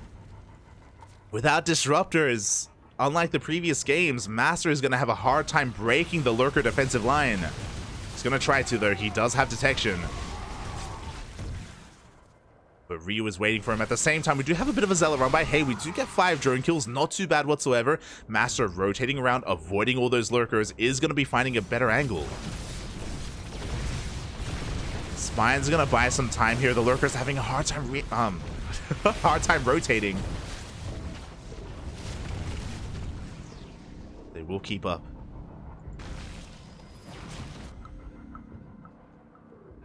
MasTeR trying desperately here to find a chink in the armor for Ryu, but he's on a timer because this entire time we've been working on Lurkers. We have enough to defend, and now we have Vipers on the way. And with Vipers, Ryu can be a little bit more aggressive, a little bit more assertive in these fights, and look to pick off some of these high-tech units. Whether it's the carriers, the Archons, even the High Templar, we've even seen Ryu just yoink whatever he can. He just needs a little bit more time to gather that energy. MasTeR just rotating around, clearing up creep, just keeping the vision of Ryu as hindered as he can to try and avoid Ryu keeping up with all these rotations, but there's only so much MasTeR can do here. He's trying to get back into carrier production. He's only got 4 at this point. Nice Zealot run by. He's going to be able to deny the 6th base.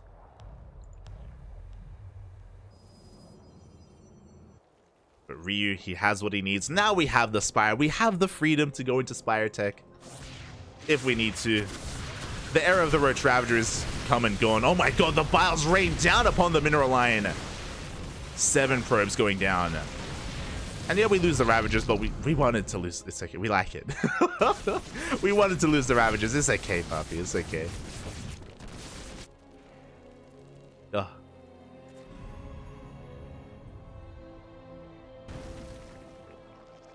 And speaking of getting rid of the Roach Ravager, there we go, another Roach hit squad here towards the south.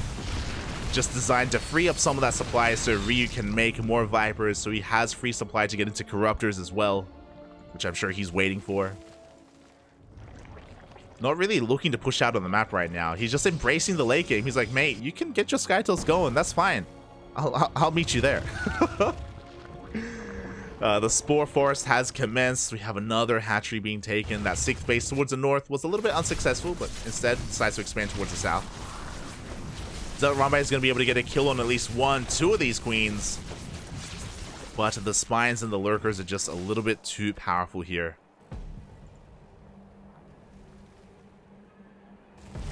Oh, the Spore's unbarred for a moment. They haven't reborrowed either here. MasTeR can maybe see an opportunity, but okay, he doesn't go for it. There we go. There are the 12 corruptors on the way.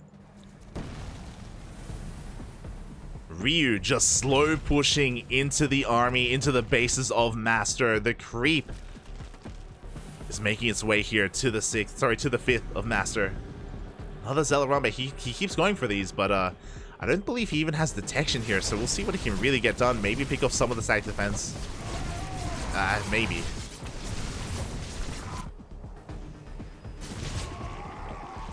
As he tries to take another base towards the north. Meanwhile, we have a 2nd Spire on the way for those double Spire upgrades. Corruptor count getting higher and higher. Oh my god, oh god, and the lurkers are just going ham here on the Archons. A bit of a misclick. We end up yoinking a Stalker instead. Oh, and the carrier almost escapes. Nice feedbacks though from MasTeR, able to counter those Vipers quite well.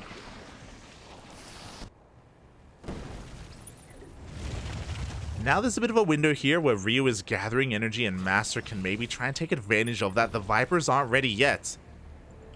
MasTeR does have vision on those lurkers.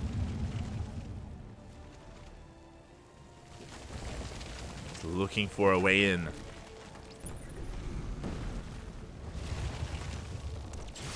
Tempest are coming out. Oh, big storm on the Hydra army. Ay, ay, ay.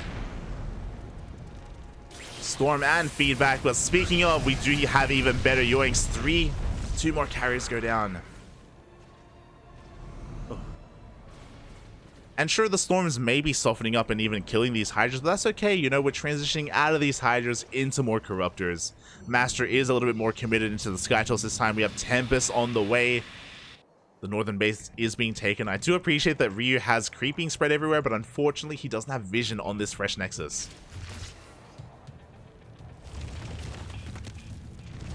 Oh my god. I love it. Evo Chambers on the way as well, just so we can regain that energy on those Vipers on the fly, on the front lines.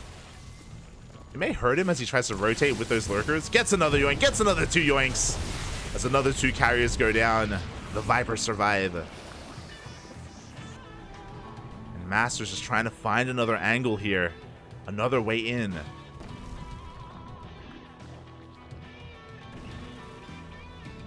But again, Ryu's he's just content to chill. Come at me, bro. Come at me. Do apologize if we're dropping some frames here. There's a lot of effects on the screen. Oh, as 1 Viper's gonna get sniped. Nicely done. At the same time, we do have a little bit of lurker harass happening here across the map. Oh, MasTeR though, he's looking for another way in. Let's head towards the triangular 3rd. And it looks like he's gonna be committing here. Oh, at least takes out some of the stack defense. God, but there are just so many lurkers. The High Templar are going down one after the other. The Archons as well. Yeah, and here we go. The Corruptors just diving on in as well. It looks like the ground army for MasTeR evaporates. So do the Corruptors, to be fair. So a really interesting trade, but we have 15 Corruptors on the way. It doesn't even matter.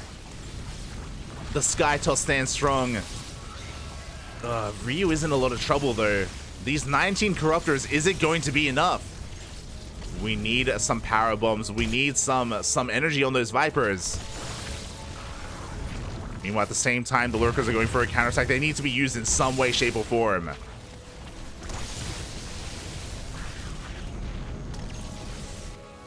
The Vipers, they don't have enough energy for a powerbomb. They need a little bit more time. And MasTeR is breaking his way through. Does have a lot of carriers. Doesn't have a lot of support. That's why I still think that Ryu can take a fight. But he's losing a lot here. He's losing another one of these bases. Ooh, the Corruptors are trickling on in. Here we go. There's a powerbomb. And Ryu's going to be able to dive on top of the powerbomb and kill every single one of these interceptors. Ryu has done it. He has killed the Skytoss army. Not just that, he has enough lurkers on the ground to take control of the ground as well. The Archons, they come into their deaths, and that is it. GG, well played gets called, and Ryu takes the series 3-2. Ooh. GG, well played. Vamonos, papi. Let's go. Both CranKy Ducklings will advance on to the closed qualifiers. Eric in day 1, Ryu in day 2. Oh my god. I do apologize for some of the drop frames there. I do apologize for that. Look, there was a lot of particle effects on the screen. But Ryu has been able to overwhelm. Things are looking a little bit scary towards the end, where MasTeR was basically forced all in. He had no economy because he was losing so many workers earlier to the Bane drops, to the Bane run-bys, to the lurker harass.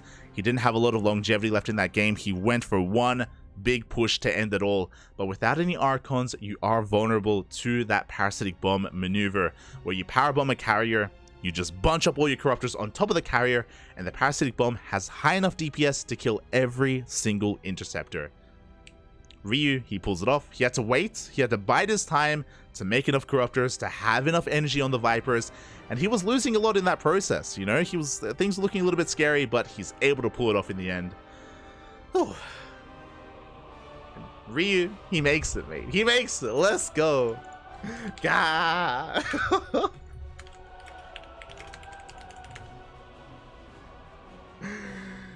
Oh my god.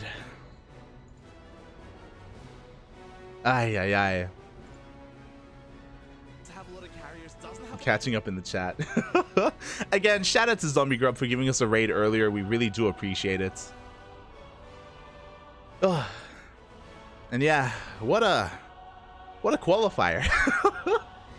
What a day of StarCraft. Ay, ay, ay. Amazing games all around. We were able to see the road of BioIce earlier, making it to a qualifying match.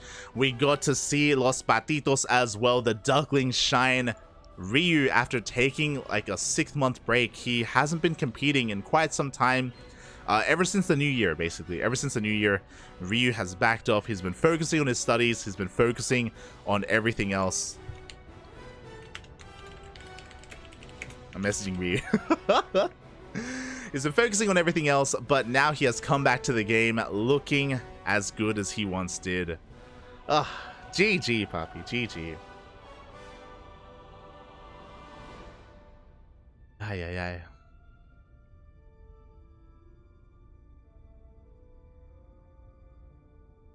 I wonder if people know the story of Light. We yearn it. We yearn for it. We would love to hear it. Oh my god, you're animals. What's the copy pasta? Handsome, well-meaning, and super strong supercaster.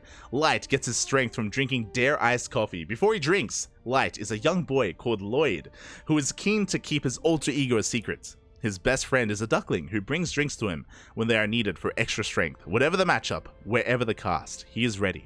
Light VIP. Thank you, Sounder. Thank you. Ryu just messaged me. He's like, I got my revenge from the last qualifier.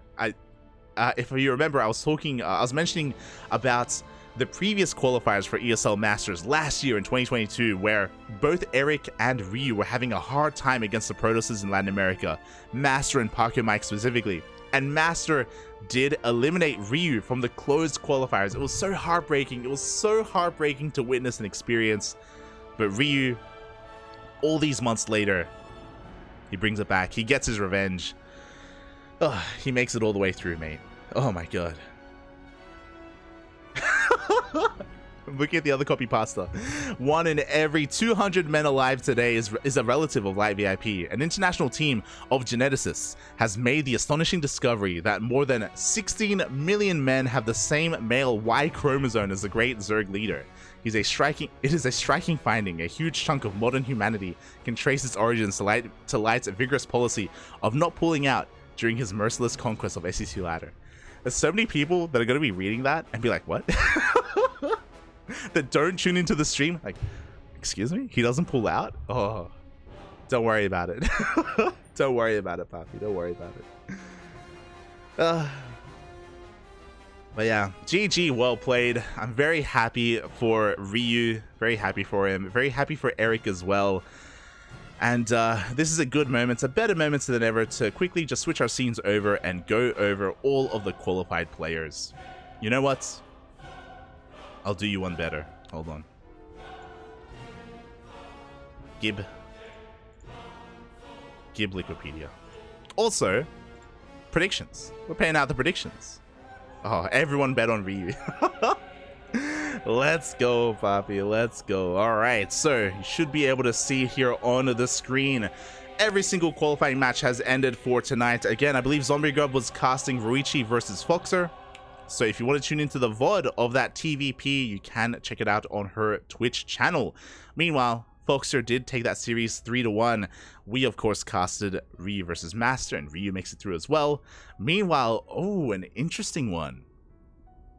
I wasn't rating MasTeR too highly because he's been so inactive, but MasTeR? I'm thinking of MasTeR. MasTeR does qualify over BioWice 3-1 as well and makes it into the closed qualifier. And massive shout out to Juggernaut Jason for 3-0ing Saberlight and also making it through into the closed qualifier. I'm sure Jason is very happy that Saberlight took down Creature because I kind of favored Creature over Jason, not gonna lie, but oh, there were quite some upsets here in the bracket. For Saberlight to 2-0 Creature, that was insane. I don't think anyone casted it, but I'm sure there was a lot of cheese, there was a lot of Latin American cheddar in that best of 3, and Saberlight was able to overwhelm Creature in that PvP, but did end up falling to Jason in the TVP. And yeah, that is all the matches done here for tonight. We can scroll down even further and quickly have a gander at the closed qualifier. This will be taking place tomorrow, so the qualifiers technically are not done. The open qualifiers are over, and now we have a playoff bracket. Shout out to some of the people that showed up in the chat. Eggs, El Huevito. Eggs is in the chat as well. He is invited to the closed qualifier alongside Dolan and Future. Dolan was also in the chat as well, a former Duckling. Quack, Bobby, quack. Much love to Dolan. We're going to be attempting to support him as best we can. And when it comes to the Protosses, Maples, Nina, Patty Mac, another ex-Duckling, Pili Pili, and Riser. It's the Americas.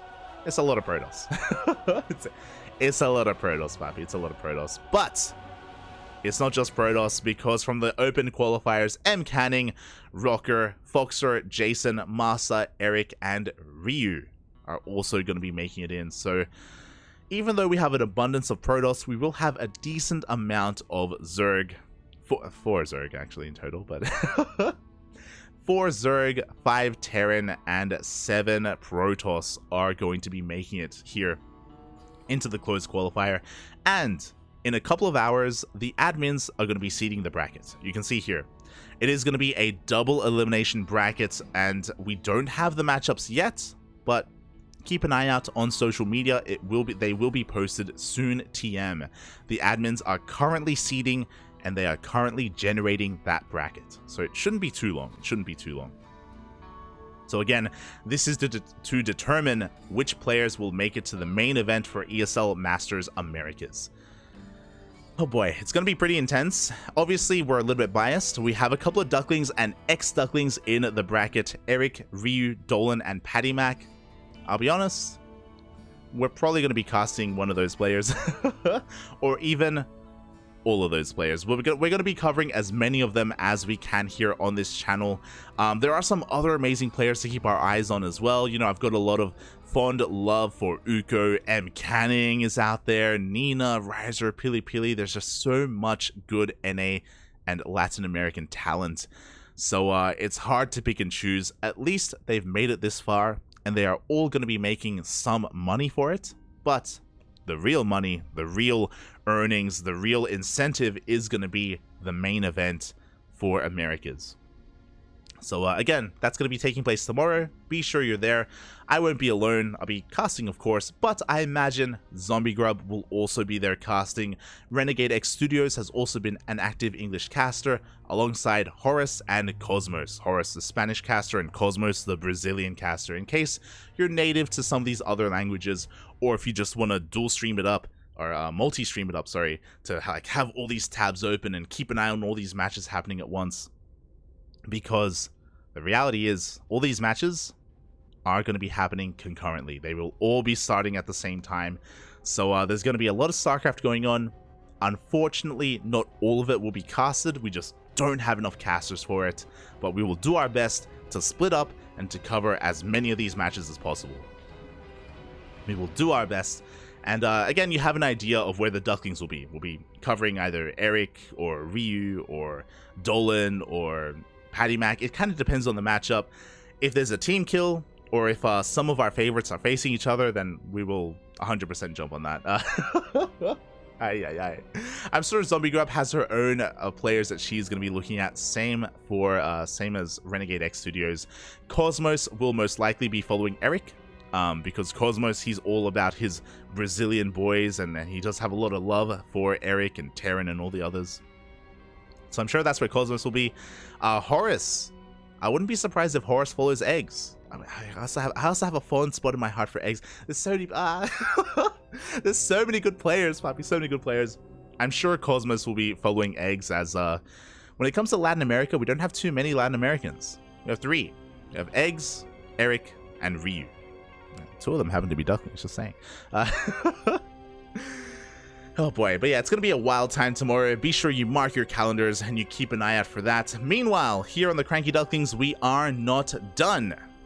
Not at all, nowhere near close enough. This is the first broadcast of the day of 3.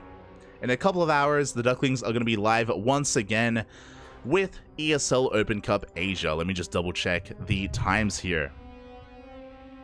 1 hour. We're going to be back in 1 hour and 15 minutes with some Korean StarCraft. So if you're interested, if you're a fan of StarCraft, if you're a fan of Korean StarCraft, then be sure to stick around for that. It won't be just us. Again, it's going to be the Ducklings. I imagine Chicken Man, Dave Testa, maybe Biomorph, maybe Steadfast, maybe Artosis. I know Artosis has been a little bit more active when it comes to casting some of these events. So yeah, there are going to be plenty of English streams going on, but we'll be there as well. You know, so if you enjoy our casting, if you are fond of the Ducklings, then consider following us and consider tuning in 1 hour. Meanwhile, after ESL Open Cup Asia, in 9 hours from this point, we have our third cast of the day. It's going to be ESL MasTeR's Asia Qualifier, the closed qualifiers. Oh boy, oh boy. So yeah, we have been doing some marathon casting every day for the past couple of days. We've been having 3 casts a day. we don't stop, Pappy. We just keep going and going and going. Yesterday was the ESL MasTeR's events and also KSL on top of that. So I've been trying to keep up, and so far my voice has been holding up. I haven't lost my voice yet. I haven't strained it or anything, so we're just gonna keep going. We're gonna keep going until we can't anymore. Until one of us dies, either myself or StarCraft, you know? That's how it works here. And StarCraft is never gonna die, so neither will I. we'll just keep casting. Yeah, again, 1 hour until ESL Asia, 9 hours until ESL MasTeR's Asia closed qualifier, so keep an eye out for all of that good stuff. Again, massive shout out to Zombie Grub for giving us a raid, and shout out to Blaker Dues for gifting 100 bits earlier as well. I do really appreciate it. Thank you so much.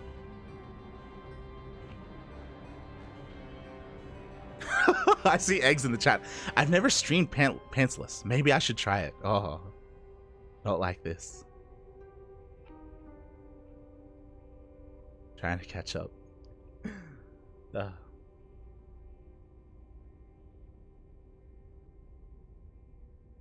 I think that Ryu. Oh my god, there's so much.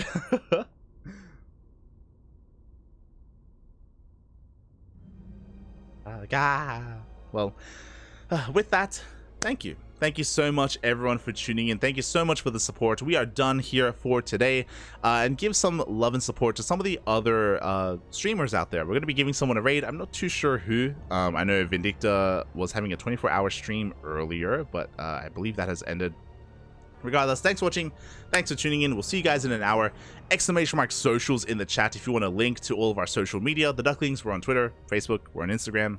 We have a YouTube channel, and we do have a Discord server as well where you can interact with us outside of the stream. So you can check us out there. Meanwhile, we also have a Patreon as well. ! Patreon in the chat. We host our own tournaments. We have a lot of bi-weekly events. We have GPO, STC, and TTT. If you want some information of them, check it out on the Patreon. Basically, we have a bunch of events that support the smaller regions like America, Latin America, Southeast Asia, Oceania, China, and Taiwan, Hong Kong. So if you're interested in supporting the StarCraft scene when it comes to the smaller regions, then consider checking out our Patreon. It's basically set up in such a way where we're trying to turn them from bi-weeklies into weeklies, and then we would love to grow them to pay out top 4, top 8 players, for example. So we're pretty transparent with how all the money is split up, and yeah, we would appreciate any support provided. It is it's great to see KSL thriving, and KSL is doing a great job at supporting the Korean scene, but there are other scenes out there that also need help and also need support, like the Americas, like Latin America, like Oceania, like Southeast Asia. So we're trying to do our part. I know that these are smaller regions and they don't get as much attention, but they are regions that deserve attention nonetheless. So we're doing our best to kind of put a limelight on that and kind of bring these regions to a bit of a wider audience. So we're doing our part. We're doing our part here at the CranKy Ducklings. With that, thank you so much everyone for watching. Thank you so much for the support. We will see you guys in an hour for some Korean StarCraft. Until then, ciao. Bye.